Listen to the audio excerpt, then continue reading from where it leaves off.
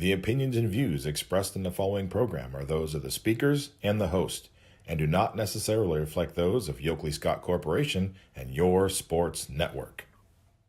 Yeah, I've been closer to Jesus before, so can you help me out? Oh, can you help me out? Am I on my own? Am I on my own? But can you help me out? Am I on my own? Am I on my own? Or can you help me out? Can you help me out? I've been scared to look in my soul.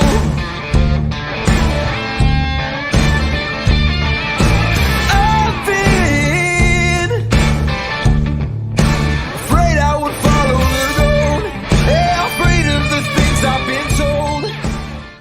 And hello, everybody. Welcome inside a Friday episode of Running Point on ysnlive.com, brought to you by our good friends over at Greenwood Chevrolet in Austintown. They go the extra mile for you. We try to do the same here on this show every single day. We're doing it today because we have a couple of live guests, as you can see, brand new district champions from Champion, Gabby Gradishar and Bella Meyer. Gabby, Bella, thank you both so much for taking the time to join us today. Thank you. So let's talk about this district championship, getting back to regionals. We talked to both of you guys earlier in the season about this, about how hungry you were after falling in the regional finals last year. Now that you're here, you're in the regionals. What's it kind of feel like to finally have this goal under wraps? We'll start with Bella, and then we can go to Gabby. It's really exciting, especially, having that district final that we've been working for. Kind of just hoping that things still fall in our favor and we can keep it going. Yeah, it's just an amazing feeling knowing that we're district champs and just season going. You guys were playing a Lakeview team that you had played earlier in the season. You had a 5-0 win over it. Gabby, it was a perfect game for you. So I'm wondering, Gabby, coming into this game the second time around against this Lakeview offense, what were some of the things that you were trying to do to attack them, knowing that you had seen them before and knowing that they were trying to make adjustments on you the second time around? Yeah, so they're a good team and they're going to hit. So I had to go in giving it my best and really mixing up all my different pitches. And then Bella, on the offensive side, this Champion team had a good day through the lineup. You go through it. A lot of people had hits. A lot of people contributed. From a senior's point of view and a hallmark of the lineup, what do you think was working so well against their pitching? I think, they kind of throwed all their pitchers at us, so we had a good idea of what each pitcher was throwing. So going into the game, we had we knew what we were expecting. So I think we just tried to have good pitch selection and trying to hit the ones that we weren't chasing and all that. Bella, as a senior in this tournament, how have you fought that instinct feeling where we see some seniors get tight because it's it could be the last game, not you. So what have you been doing to just kind of keep yourself in the right mindset and not think about the downside of a tournament and just think about doing the best you can to go out there and getting a win? Yeah, I don't really want to go into any game thinking this is going to be my last. I kind of just want to, be in the moment, take it all in with my teammates, my coaches, just my fans. I mean, everyone that's there. I know that I don't have that much time left, so kind of just soaking it all in, but, playing my best and leaving it all out on the field. Gabby, for the first time this year, you get a couple of days off in the circle. You get to rest a little bit. You don't have to play again until Monday, a tournament tune-up against Canfield, and then your regional game on Wednesday. What's it like to finally have a couple of days, quote unquote, off and not have to, go and pitch 4 times in a week leading up to regionals? Yeah, no, it's great having a few days off, but my saying is no days off. So obviously I'm going to keep putting the work in and getting ready for that next game. So what are some of your, things that you're going to do in the next couple of days or the next couple, I should say the next week or so before Wednesday, stay sharp, stay engaged, and make sure there's no rust at all in the little break between district championship and regional finals? Yeah, so really just focusing on on everything. Like every little detail is really important and just keeping on my game. Bella, we talked about senior leadership when we had you on for the player profile. To see a lot of these young players step up in a district championship game and perform so well as a leader of this team, what's that make you feel like, knowing that a lot of these young girls are coming up and stepping up in big moments? Yeah, it's definitely a big thing. I mean, everyone has their own role on the team, so we try and just remind everyone that like we need you guys up, and like it's okay if you make a mistake. Like we are a team, so that's what like we're here for, to have each other's back. Most of the girls, but not all, have like been in this moment, have been playing in these big games. So I mean, for the ones that haven't, we try and remind them like this is fun. Like you need to have fun with it, and let like this is kind of like it could happen again, but you never know. You guys had a great celebration. We saw highlights of it. I want to talk about that moment, that last out, and what it was like to celebrate with your team. We'll start with Gabby. We'll go to Bella after. But what was it like, the last out, realizing that you were district champs and you could celebrate a little bit? Yeah, so I threw the last out, and just seconds after, I felt Bella come running up and jumping on me. And just after that, all the team was there, and it was really just an amazing feeling everybody there and just excited knowing that we're the champs.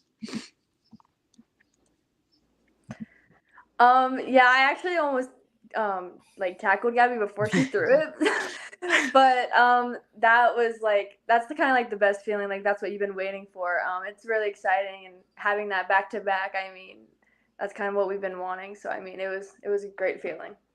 Gabby, going through that, talk about going through a whole seventh inning in that game where you have a lead, you're trying to get that last out. The old cliche in softball is the last out's the hardest to get. Was your heart pumping a little bit more in the last inning, knowing that you were that close to a championship? Yes, it was, but I knew my defense was behind me, and no matter what, we were going to be there, and the team had my back. So I was really excited. Bella, what about you going through that last inning? Was the adrenaline going up a little bit more, knowing that like it's that close, it's tangible, you have 3 outs away? Yeah, definitely. I think after that second out, everyone was up. I mean, that was kind of an epic play. So I think we were just like, this is so close, like we're almost there, and we just were like on the tip of our toes. New regional site this year. We're heading down the Baldwin Wallace for this regional, not Victory Park like last year. A turf field nonetheless, though. So, what kind of things are excite you guys about being in regionals, going down to a new place, a college field, and being able to kind of try to show off your skills on the big stage? I love turf. I like it way better than dirt, so I'm really excited to play on that. It's always exciting playing on a college field. I mean, that's going to be a good experience, and hopefully it brings out a lot of fans. Yeah, just really having that excitement around that whole stadium, and also knowing that few of our like newer players really haven't got the chance to play on turf, so that will be an adjustment for us, but I think we'll make adjustments just fine. Everyone loves to talk about pitching on turf, and there are people on both sides, whether you have an advantage on dirt or advantage on turf. Gabby, from your perspective as a pitcher, you've pitched on turf before, of course. What are some of the things that are a little bit different? What's some things you have to prepare for when you're not pitching on dirt, but you're pitching on turf now? Yeah, so with dirt, you kind of don't know what you're going to deal with because you can have those canyons and huge divots throughout the dirt. But with turf, you don't have to really focus on that. You just got to focus on throwing your game and really just having fun with it. Bella, you have to deal with the hops in the infield too. Turf can be, a little bit different than dirt when you're fielding ground balls. So, what kind of things do you do to prepare for now fielding balls on the turf instead of on the dirt? I think fielding on dirt is way harder because like of the rocks, and you get unexpected hops. I think it's so much smoother with turf. So I think I mean I play on turf a lot and travel, so I don't think it's gonna be that much of an adjustment for me. But I think it'll be like much more easier. All right, I want you guys both to talk real quick about Cheryl Weaver and getting her another district championship. We've talked to you about her in both your profiles, a Hall of Fame coach now, but talk about what it was like to share this moment with her and to be able to celebrate with Cheryl and give her another district championship in her lengthy career at champion. Yeah, I mean she's a great coach. She leads by a great example. I know she wanted that just as bad as we did. So I think it was like really exciting getting her another one. Hopefully there's more in her future.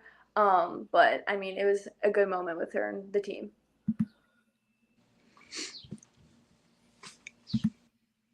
Yeah, just like Bella said, I mean, she's an amazing coach, and you can't ask any more of her.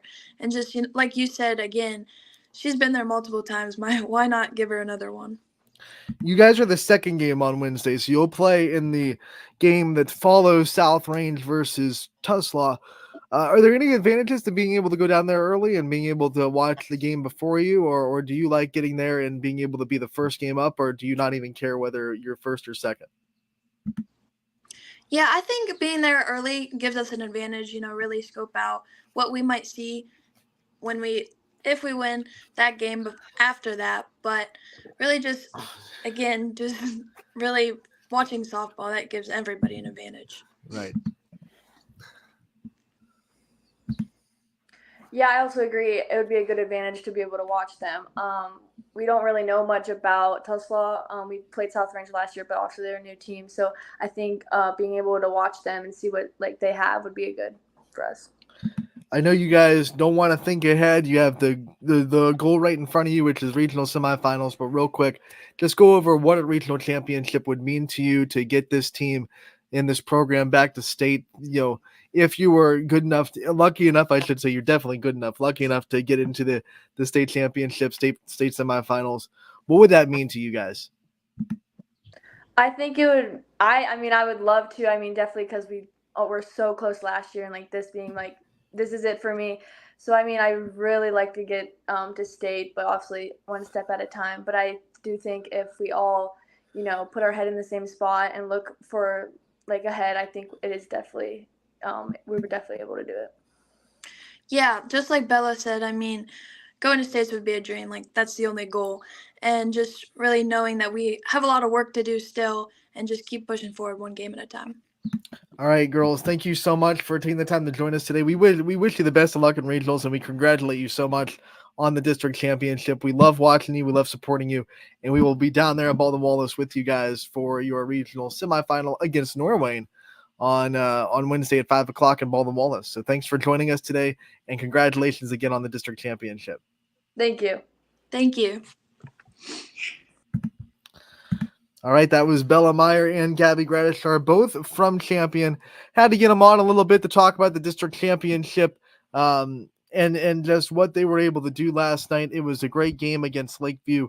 It was one of two district championships that were all YSN matchups. We had South Range and Columbiana too. We're going to talk about all of that in a minute, but we had to get Gabby and Bella on because they were we weren't there for post-game interviews, right? So we had to make sure that we were able to get them on the show and get their thoughts on the big win for Champion. They will play Upset Alert Norway. We're going to talk about that a little bit too and what that entails for Champion in Baldwin Wallace. Let's bring up the scoreboard and go over all the scores from last night real quick.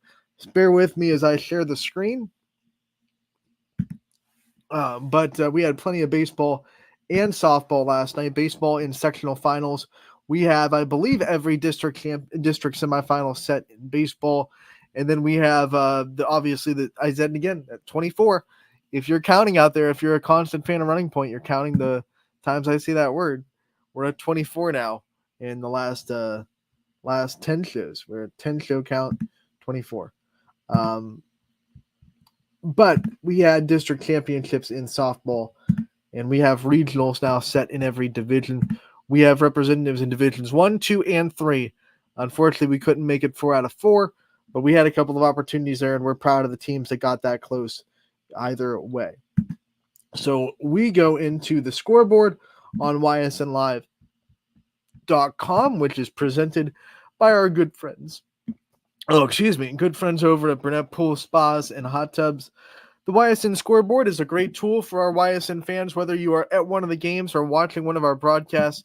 Either way, you don't want to look away from the screen for too long, and the YSN scoreboard is a great and easy way to get live updated scores from your favorite teams across the YSN family. We have a great team behind the scenes, everybody, a great team that makes sure that this scoreboard is as live updated as possible, and we do it all for you. It can be found at ysnlive.com/scores and is presented by Burnett Pools, Spas, and Hot Tubs. No better place to visit Burnett Pools than that now with summer right around the corner.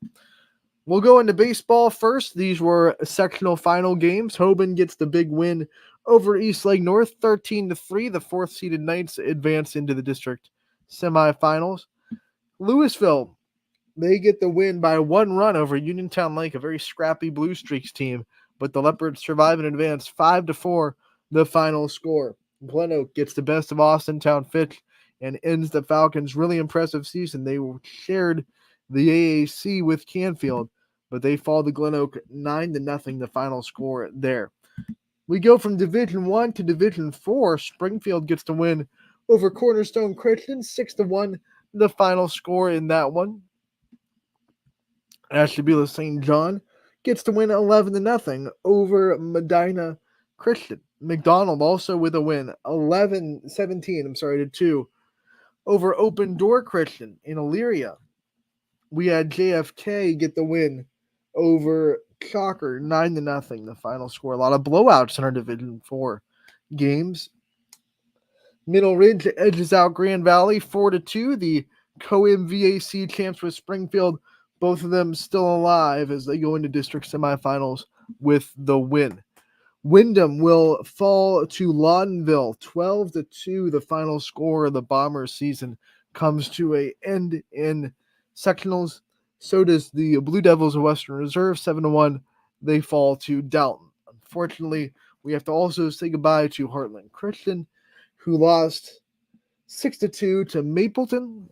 Not Maplewood, Mapleton. Don't get those two confused, like I have in the past. Lisbon goes on the road to Maplewood and loses 10-0. So the Blue Devils season ends. Let's get off this losing and go to Jackson Milton, who got the win to get into the district semifinals. They will play Ashtabula St. John, I believe, and their win against Bristol, 6-1, the final score there. Crestview gets the best of Columbiana with a big finish to the game where they scored a lot of runs late. 9-2, the final score. Crestview wins over the Clippers on the road. Cardinal Mooney falls to United, a walk-off suicide squeeze. The difference, and I'm going to joke with DJ because there's something about him and walk-off suicide squeezes in tournament games because he was on the call for this one. But we all remember the state semifinals last year where Canfield had a squeeze play on from Faith Morrell that also walked it off and got them into the state championship game. Maybe not as much at stake for United as they were just in the sectional finals, but still a walk-off squeeze bunt. Pretty dang rare, but now DJ's seen 2 of them in the last 2 seasons. So maybe he brings that small ball mojo to the games that he calls. Ursuline goes on the road, upsets the 1 seed 2-1. They win over Poland. And that, like I said, is going to be a tough draw for Poland as the 1 seed. They knew they were getting probably Ursuline in the sectional finals. Ursuline way underseeded because of the schedule they play. I believe they were the 9. But the fact that Poland, the 1 seed, had to play them first right out of the gates, just a tough draw. And they fought hard. It was a great baseball game. Both teams had opportunities to win, but Ursuline does just enough to get past Poland, and they come away with that 2-1 victory. We go to Boardman. They fall to Massillon Jackson 9-0. The final score. The Spartans have a great season come to an end.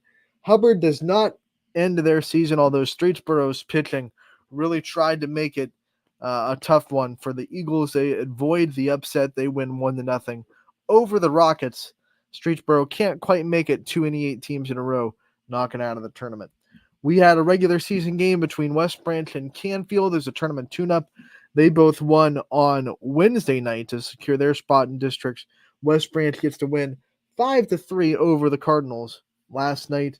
And then last but not least, East Canton gets to win over Conneaut 12-0 to end the Spartan season in the sectional finals. We go to softball district championships and a couple of league championships as well.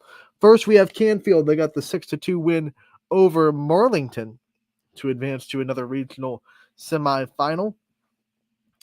We have Champion. They got the win. We just talked to Gabby Gradishar and Bella Meyer on the show. They got the win 4-0 over Lakeview. Gabby Gradishar gave up just 1 hit to that Bulldogs offense that is so good.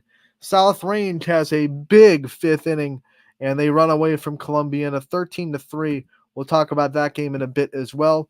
Southern falls but fights really hard against second-seeded Mogador and makes the Wildcats, earn it 6-0, though Southern loses to the second-seeded Mogador. And then in regular season action with the conference championship on the line in extras, Edgewood gets the win in game 1 over Madison 1-0. Madison comes back and knocks off Edgewood 5-4 in game 2. This means that at the top of the CVC, Edgewood is conference champion, but because they split, they will share that conference championship with Perry. So Perry and Edgewood sharing the CVC with a split from Madison. Edgewood could have had it themselves if they won both games, but we know winning doubleheaders against good opponents, not easy at all. Especially because doubleheaders, because of Fighting Sunlight, they have to be 5-inning games instead of 7. The first one went into extras anyway. So when you know 8 innings and it's a 5-inning normal doubleheader, that means that this game went into 3 extra innings on its own in game 1. Then they have to come back and play another one in game 2. Both teams played well in that second game, but Madison gets to win 5-4. And Perry is the biggest cheerleader for Madison with that win, as Perry now shares the conference with Edgewood. But that first win gives the Warriors the conference championship. Congratulations to Edgewood. What a fantastic season. They return a lot of their roster next year, I believe. Only 2 seniors on the squad. So the Warriors, after a really strong season, will be coming back strong next year as well. So let's go up and talk about some of these games. We'll start with baseball. These were sectional finals, and Division I taken care of by the teams you expected to win with Hoban and Louisville. You know, they were top seeds in the district, and they've had an incredible season. You kind of just expected they're going to do well in the tournament, 13-3. But Louisville gets a heck of a fight. We know that Division I is just ridiculously good. These lower seeds are good enough to beat people. It's a different animal in Division I. And that's why you saw Gleno come into Fitch and get the win, because they might be the lower seed, but it just doesn't matter in Division I because everyone's just got someone that's really good, really good. So Division I, we have 2 teams in the district semifinals with Hoban and Louisville moving on.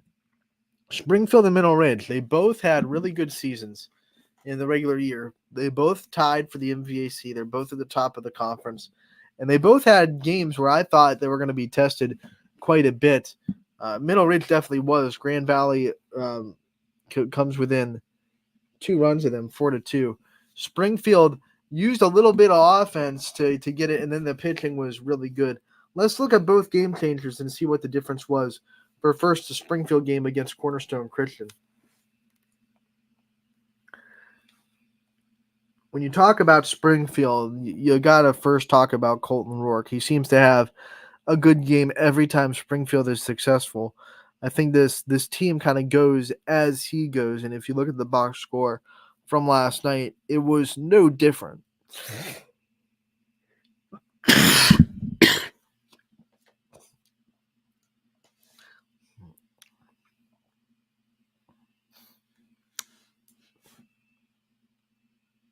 As Colton went with 4 walks, no official at bats. He walked 4 times, scored 2 runs, and then so he set the tone with a good eye at the plate. You had Blake Jeffries with 2 hits and an RBI and a run scored. And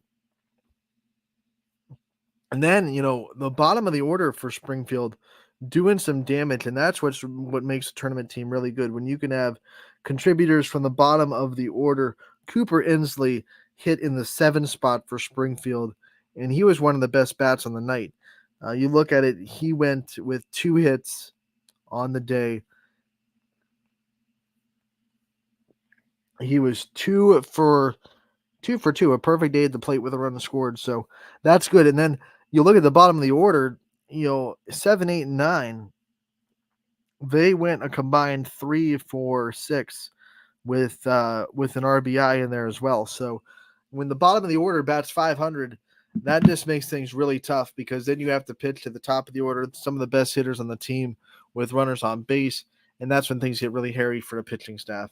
Cornerstone Christian has really good pitching, but when you're putting runners on for the best players on the team, the best hitters, statistically,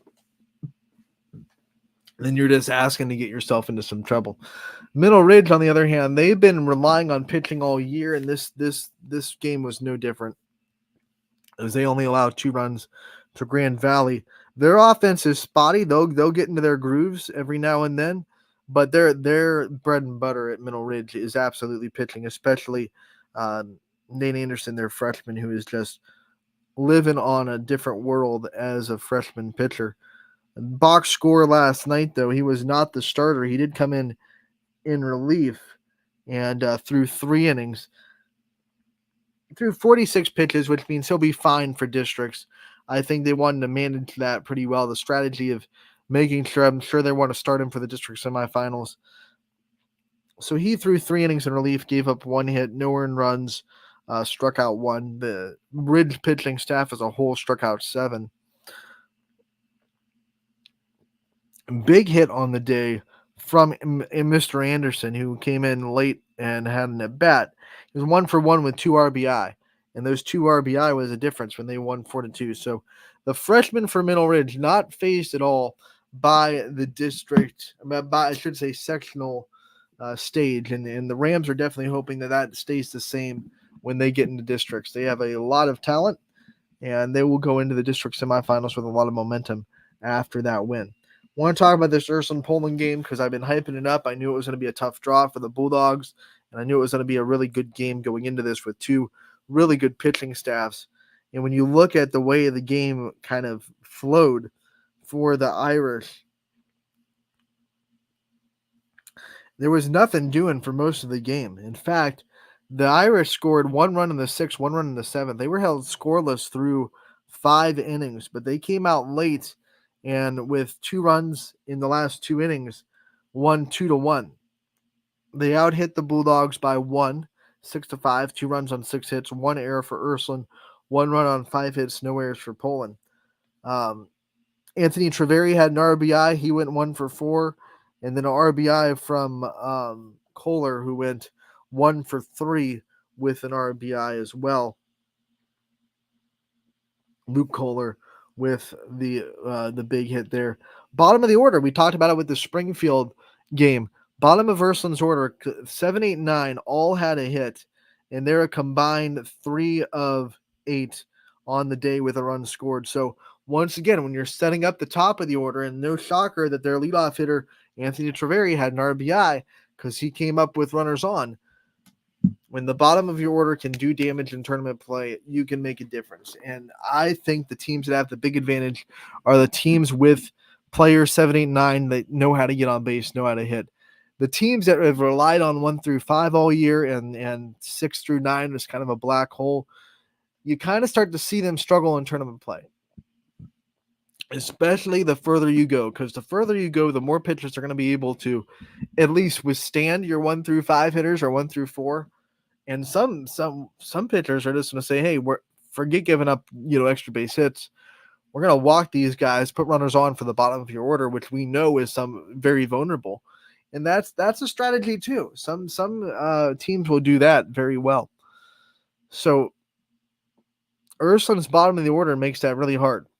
3 hits from 7, 8, 9 hitters combined, and 1 run scored between them. C.J. Frasco also went 1 for 3 with a run scored. He also walked. He also pitched very well. 7 innings, 5 hits, 1 run, 1 walk, 10 strikeouts. Any coach alive would take a 10-1 strikeout to walk ratio. Poland still played really well, proved, hey, we're the 1 seed for a reason. We're not going to get pushed around by Ursuline. Top of the order for them, and Carmine Tukala was 2 for 3, the only hitter on the day with multiple hits for Poland. The difference was they could not get runners on for him. The bottom of the order, we're talking about this. This is a trend. You see Ursuline really succeed at the bottom of the lineup. Poland, on the other hand, from hitters 6 through 9, they had 1 hit.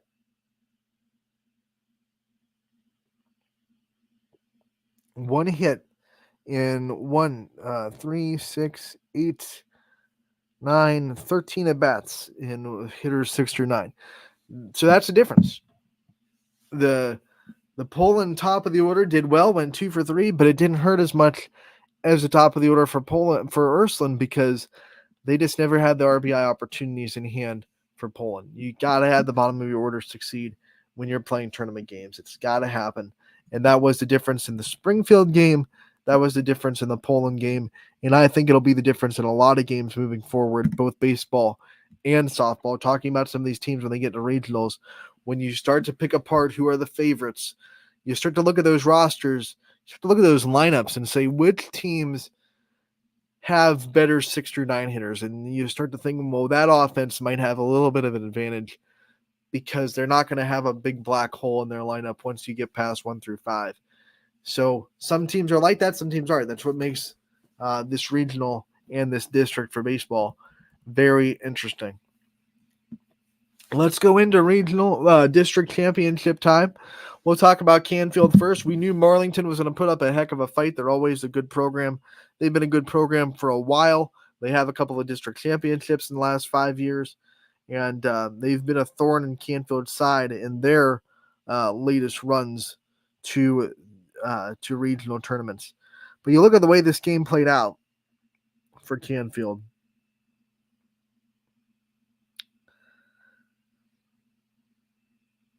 Pulling up the box score now.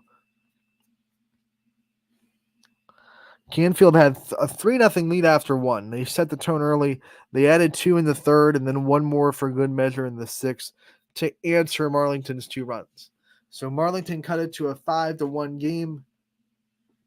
No, I'm sorry, a 5-2 game. And Canfield said, we're going to answer that score with one of our own. No shutdown inning. They got the extra run. 10 hits for the Cardinals. That's 3 hits for Marlington. 1 error as well. When you look at the big hitters in the Canfield lineup, Jenna Treveri, top of the order, 2 for 4 with a run scored. You had Sydney Lutz go 2 for 3. And then the bottom of the order again, 7, 8, 9. It's another trend. 3 hits combined between Kaylee Ortiz, Macy Kalina, and Sammy Economist. Economist went 2 for 3 with an RBI down there.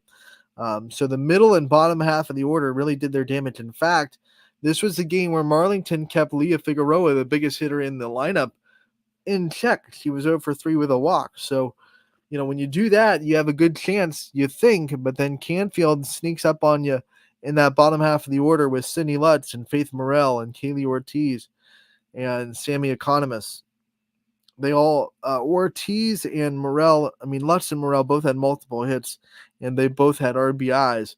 Melina Toth was 1 for 2 with an RBI as well for the Cardinals, and then pitching in the circle, she went all 7, gave up the 3 hits, 2 runs that were both earned, did walk 3, struck out 13. So walks a little bit elevated. You don't want to give good teams those kind of opportunities, but at the same time, 13 strikeouts to 3 walks, I think a lot of people will take that strikeout to walk ratio too. It's all about when you walk people and when those walks come about and how many of them they cluster into each other.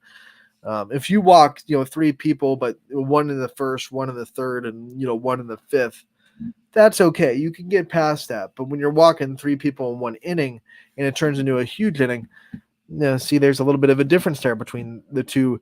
Both pitchers have 3 walks, but one pitcher gave up 3 walks in 1 inning, loaded the bases, and the other pitcher gave up, spread out 3 walks from the 1st, the 5th, and the 6th, or whatever it may be. So, Melina Toth is really good at situational pitching. Walks elevated a little bit on her standards, of course, but 13 strikeouts, that's pretty dang good. Canfield advances to the regional semifinals on Wednesday. They will be going to Nordonia to play in the semis. That will be against Aurora, who's the 1 seed in the district. That's a big one, 2:00. You got it. A lot of people think Aurora, if Canfield gets past Aurora, the door opens really wide for them to get into state. And some people think that Aurora might be the biggest threat for Canfield in Division 2, with Talmadge a little bit down this year. I don't know. I haven't looked too deep into the rest of the state enough to say that. I've definitely kept an eye on our district and our region. I do think Aurora is the biggest threat in the region for Canfield, and I think if they are able to get through the G-men, who have a very good offense. I'm sorry, not the G-men, the Greenmen. And then the door swings open, not taking the next game for granted at all. It doesn't mean that the next team's not going to be good. If you get to the regional finals, you're a good team. But Aurora is the biggest threat there. They're the 1 seed for a reason. They're undefeated on the season. And they're a very good softball team. So we're going to have to see how Canfield can do against Aurora on Wednesday. We go to Champion against Lakeview. As we said before, Champion gets to win 4-0 over the Bulldogs. It was a one-hit performance from Gabby Gratishar. She also hit a home run. She's got 21 now on the season. She is 2 shy from tying the season record, and she is 3 shy from breaking that season record for the OHSAA. The record's 23.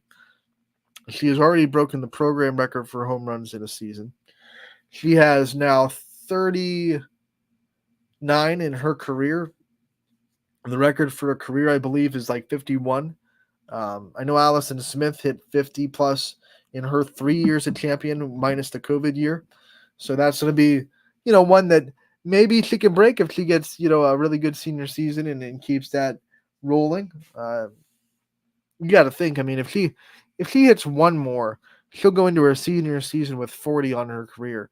And she had 18 last season, 21 this season. I mean, even if there's a little drop off, that last number is going to be well into the 50s. And she could very well have the chance to break into the 60s if she has a big senior year. So that's exciting for her. That really is. The Penn State graduate is lighting the world on storm. But you go into Champions game, and once again, the flow of this game, just like the first time against Lakeview, where Champions scored all 5 of their runs in the first inning, they set the tone in the start. They scored 2 runs in the first inning this time around. We're up 2-0 early. You give Gabby Gratishar an early lead, it just puts so much pressure on the other team.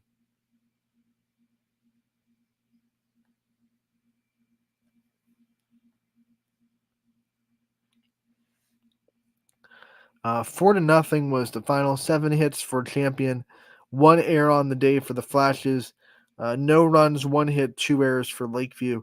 But 2-0 after 1, and then they added 2 more runs in the 5th to really solidify that win. Gratishar was 2 for 4 with a home run and an RBI, 2 runs scored. You had Warzela with 1 for 3 day and a walk and a run scored. Meyer was 1 for 4 with a run scored. You had Zoe Paulette 1 for 3 with an RBI. 2 RBI day from Haley Householder, although she didn't have a hit. She had 2 RBIs. Tells me that she's really good at situational hitting. And then you had some hits from the bottom half of the order with Grace Hadley going 1 for 3 and Maddie Sylvester going 1 for 3 as well.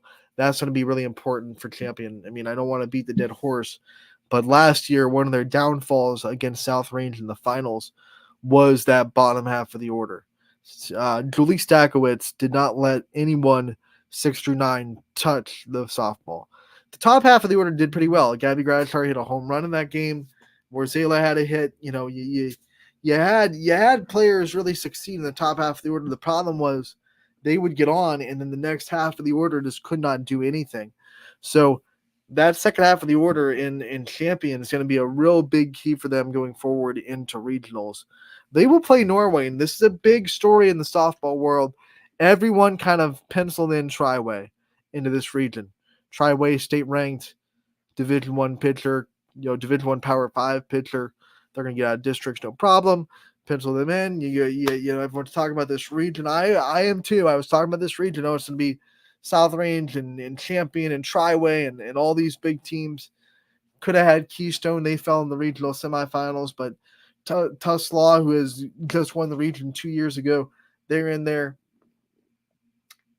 Triway lost in the district championship to Norway, proving the wildness, bonkerness, and fickleness of one-and-done tournament softball.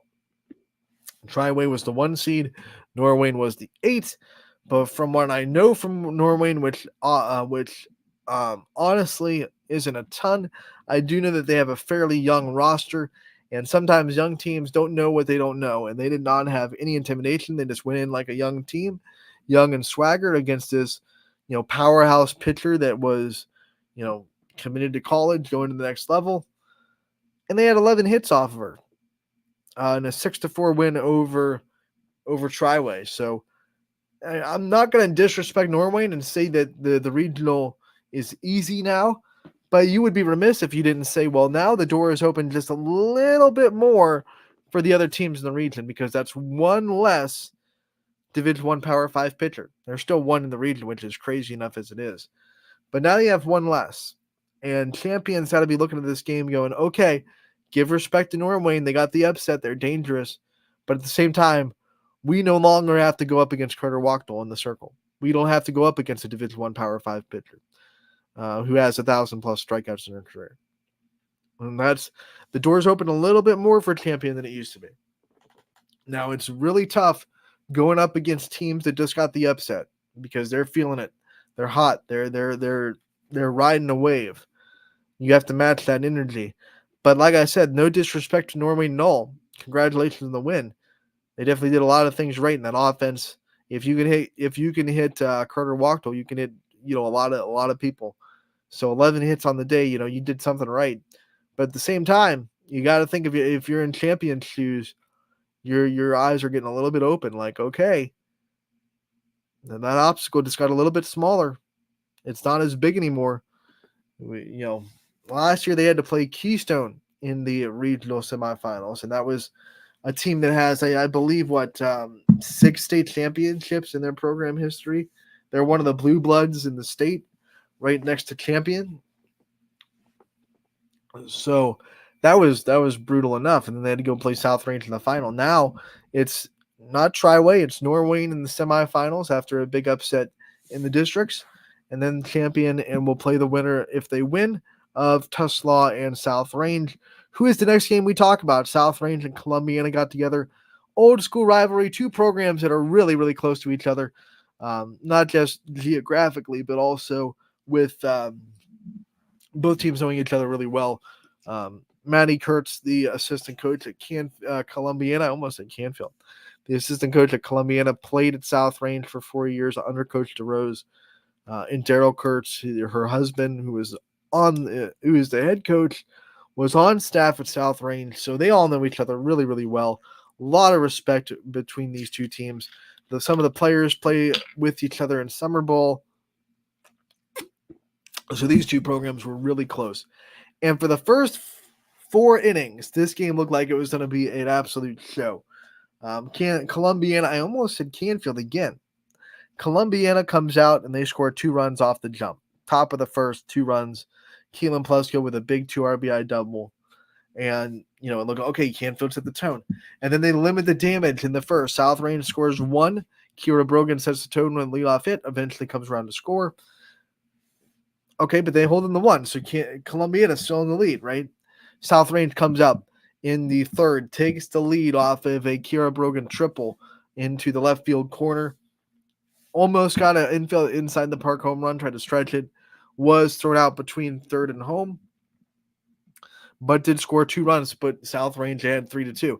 Now you're thinking, okay, now it's South Range in the control. They just scored 2 runs on a huge hit. They have momentum. Well, here comes Caitlin Pleska, top half of the next inning in the 4th, solo jack. Tie game, 3-3. And then Columbiana in the bottom of the 4th, they hold South Range, no runs. Jaylee Wilt in this game, after the tumultuous start, the first couple innings, giving up 3 runs, really took a deep breath and locked things down and just started to really execute her pitches extremely well. You could tell there were probably a little bit of jitters in the first couple innings just because it was her first district championship game in the circle. But man, did she lock down in a big way. It kept that offense down for the rest of the game. And then in the bottom of the 5th, that's when things got wild for South Range.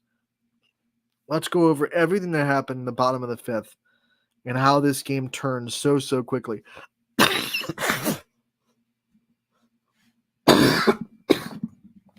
I was calling this game, and I've called a lot of softball. in my career at YSU first. Now YSN, I've called the Youngstown State games. I've called all the games. I've called the YSN. I don't think I can remember a game that went from super competitive to run rule this quick. I mean, it was you blink and you all of a sudden South Range is just totally in control. It got away from Columbiana really quick. You look at the way this went down. 8 runs in the bottom of the 5th after a scoreless 4th, where both teams were tied going into the 4th. Both pitchers had a really good 4th inning with no runs given up. So let's go look at how this 5th inning went down. Okay, it started off with a walk. All right, Heidi Bartels walks to lead off the inning. Remember this, it'll come back full circle. So Heidi Bartels leads off the inning with a walk. Then, top of the order, Kira Brogan, who had a huge day at the plate, 3 extra base hits, hits a double, scores a run. No, hits a double, puts runners on second and third. And then an error makes it 4-3 South Range. Gianna Pauline puts the ball in play. An error makes it 4-3. A walk. An error makes it 5-3. Infield fly first out of the inning as Gamble got Gretchen Bartels to fly out in the infield. You start to think, okay, she's calming down. She's going to limit the damage here. Give Columbiana a little bit of a chance in the top half of the 6th. But then Ashley Rupert comes in, gets hit in the helmet by a pitch. That forces in a run. It's 6-2. You have a walk to Selena DeJesus, makes it 7-2. And then remember how this inning started out. After a strikeout for 2 outs, there's 2 down now. In steps Heidi Bartels, who walked to start off the inning and walked her last at bat before that. 2 walks leading up to this at bat. The very smart hitter comes up, knows, okay, I've walked twice. I'm going to get a strike. I'm probably going to get a strike. I'm probably going to get a really good strike because this pitcher does not want to walk me again and probably feels like in the 9 spot, I'm someone that can be attacked. I probably heard it from their coaching throughout the last couple innings. Hey, you got to attack this 9 hitter. You're walking her. You're a walker. You got to attack her.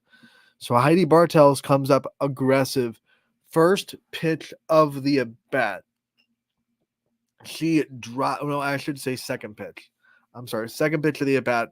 Took 1 strike, and then the next pitch with a 0-1 count, drills it to center field, grand slam. Second home run of the season for Heidi Bartels. And that was the nail in the coffin. That made it 11-3. You could tell Columbiana's sales were gone after that. South Range comes up in the bottom of the 6th, and Jaylee Wilt hits a 2-run home run to walk it off. 13-3 was the final. But you see how quick that kind of derailed for Columbiana. And I think one of the differences, talking to Daryl Kurtz after the game, knowing South Range, I think it's kind of a cop-out, but experience. South Range has been in this game. That was their 5th consecutive district championship. All those players know what it's like to play in a district championship. Columbiana hadn't. Columbiana was trying to get their first district championship since 2011. And you start to see a little bit of tightness when a couple of things went wrong. And I think that kind of got into the psyche a little bit, and they couldn't snap back from that because it all happened in 1 inning. Props to South Range for continuing to put the pressure on, continuing to have good at bats, drawing some walks. They're okay with walking. They're not going to chase to try to get a big hit, and then using that advantage to see a strike and drive it over the wall.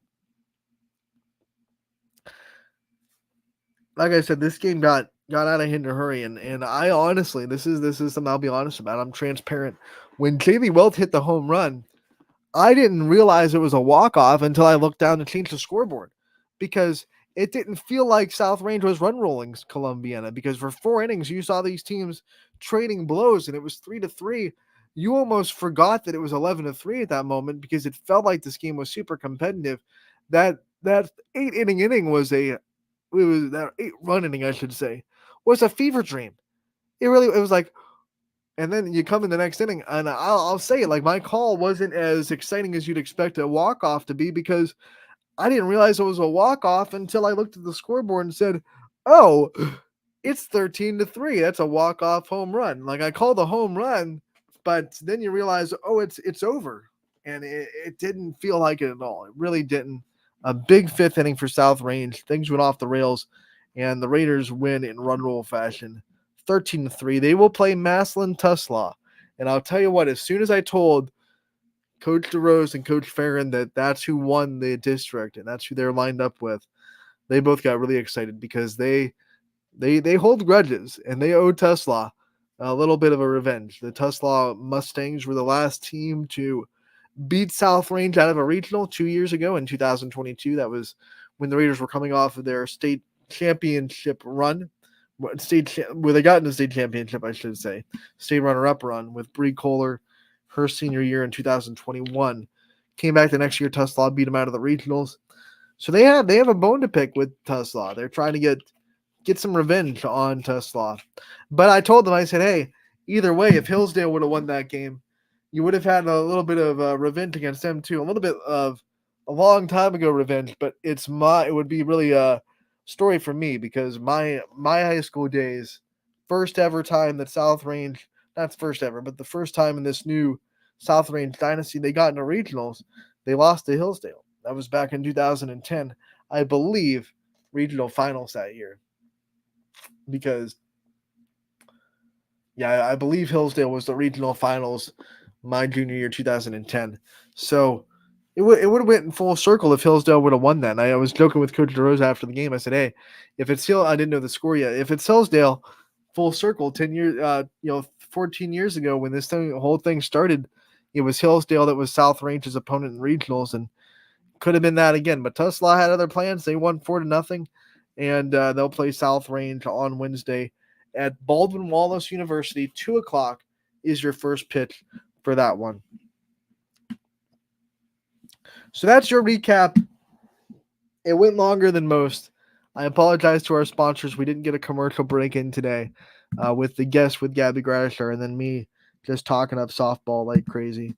Always fun. We have a little bit of a calm before the storm over the weekend. Nothing happened tonight. I don't think it would happen even if it was scheduled tonight because it's been raining all day. Nothing happened over the weekend. Then Monday we come back. We have district semifinals for baseball on Monday and Tuesday, district championships on Wednesday and Thursday, and then we'll get ready for regional finals on Wednesday for regional semifinals, I should say, for Wednesday for softball, and hopefully our teams can win and get into regional finals on Friday as well. So it's going to be a big week next week with a lot on the line, but you get to take a little bit of a breath this weekend, a little bit of calm before the storm, if you'd say. So that'll be fun. And enjoy the weekend, everybody. This was Running Point. Thank you so much for tuning in. I want to thank Gabby Gradisher and Bella Meyer for coming on sort of last minute and talking about that district championship. We're proud of Champion for winning that district championship and getting to regionals. We wish them the best of luck in the regional semifinals, and we definitely hope that we have an all-YSN regional championship for the second year in a row. We hope that happens as Champion and South Range staring down the barrel of a rematch from last year's regional championship in Baldwin Wallace. So we want to thank them for coming on and sharing their thoughts about the district championship game. We wish them the best of luck on Wednesday, and we will see you all on Monday from 1 to 2 on Running Point, brought to you by